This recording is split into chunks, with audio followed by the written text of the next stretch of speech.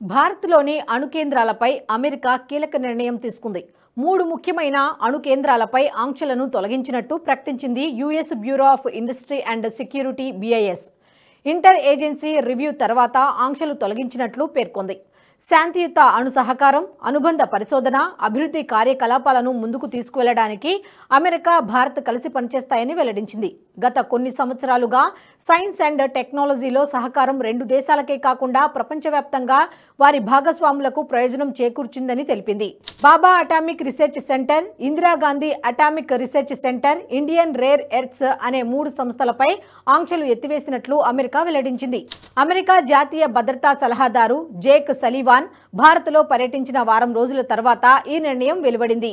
పౌర అణు భాగస్వామ్యం విషయంలో 2 దేశాల సంస్థ మధ్య నెలకొన్న అడ్డంకులను తాము తొలగిస్తున్నట్లు భారత్ పర్యటన సమయంలో జేక్ సలీవాన్ తెలిపారు. 16 ఏళ్ల కిందట కుదిరిన అణు ఒప్పందాన్ని అమలు చేసే దిశగా బైడెన్ సర్కారు ఈ నిర్ణయం తీసుకుంది.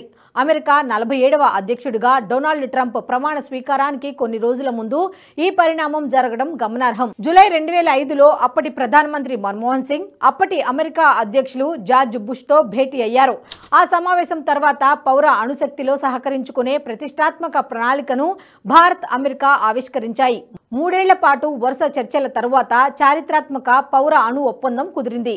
భారతదేశంతో పౌర అణు సాంకేతికతను అమెరికా పంచుకోవడానికి ఇది మార్గం సుగమం చేస్తుందని భావించారు. ఇప్పుడు ఆ ఒప్పందాన్ని అమలు చేసేందుకు రెడీ అయ్యారు.